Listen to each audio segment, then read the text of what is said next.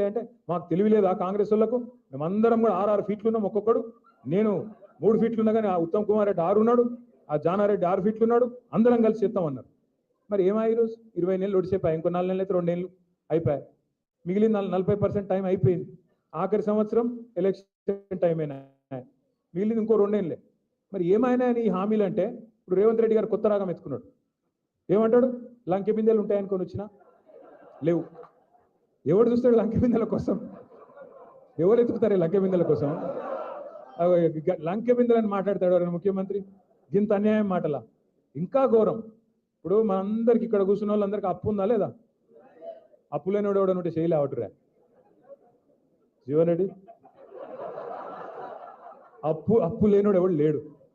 కానీ అప్పు ఉంటే కూడా ఏం చేస్తాం మనం? మార్కెట్ మంచిగా లేదు. రేవంత్ రెడ్డి వచ్చినాక, కాంగ్రెస్ వచ్చినాక రియల్ ఎస్టేట్ సంకనాకిపోయింది. ఇక అసలు ₹1 ఉడతలేదు, కొనేటోడు లేడు, అమ్మేటోడు లేడు, అడిగినోడు లేడు. ఇదివరకు 30,000 గజం ఉన్నది ఇలా 19,000కి అమ్ముకుంటాను దిక్కులేక. అక్కడక్కడ ఇక బిడెపెన్లో ఏదైనా అర్జెంట్ అవసరం ఉంటే అమ్ముకునే పరిస్థితి వచ్చింది. మరి ఈ పరిస్థితులల్లో అప్పు ఉన్నా కూడా ఏం చేస్తాం మనం?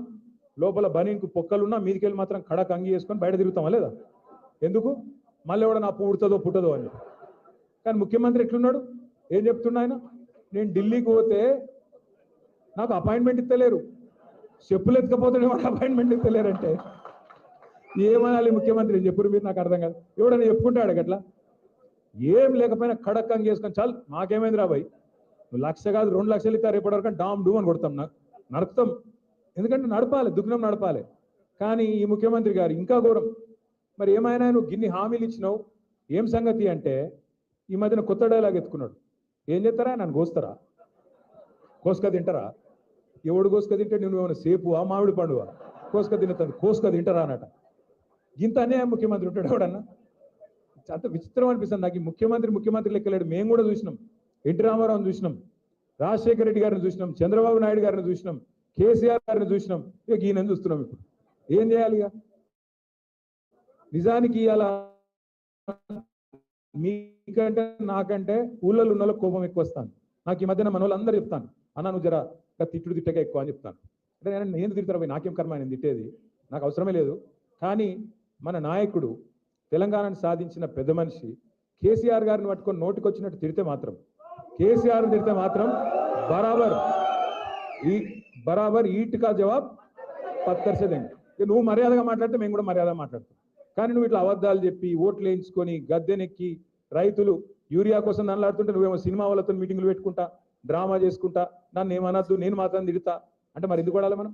అందుకే నేను మిమ్మల్ని కోరేది ఏంటంటే, సరే ఆయన కొట్టుడద్దు, తిట్టడద్దు, ఇక మనం ఒక్కటే పని చేద్దాం. ఇప్పటి నుంచి కేవలం ఒక్కొక్క ఓటు ఆరుమూరులు అయితేనేమి, మహేశ్వరంలో అయితేనేమి, రాష్ట్రంలో ఏ మూలనైతేనేమి ఖచ్చితంగా స్థానిక సంస్థల్లో ఒక్కొక్క ఓటు పరిగేరినట్టు ఏరుదాం. ఏరి కాంగ్రెస్ పార్టీకి, బీజేపీకి బుద్ధి చెబుదాం.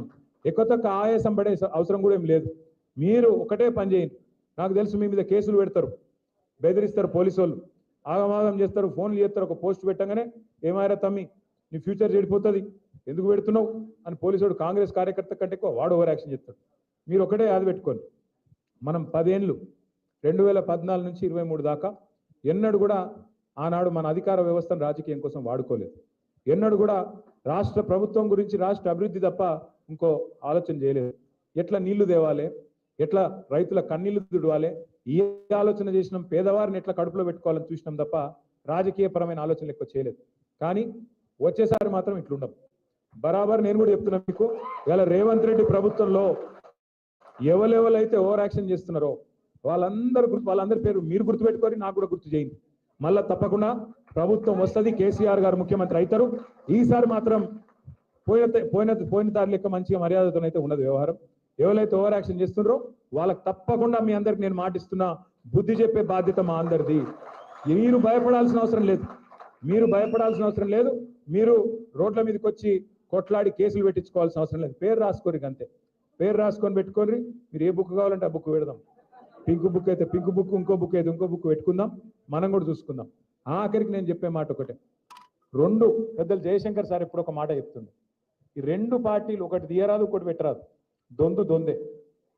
2 కాంగ్రెస్, బీజేపీ ఇద్దరు కూడా తెలంగాణ విషయానికి వస్తే ఇద్దరు ఒకటే. 8 మంది వాళ్ళు 8 మంది వీళ్ళు, కానీ తెలంగాణకు మిగిలింది మాత్రం 0.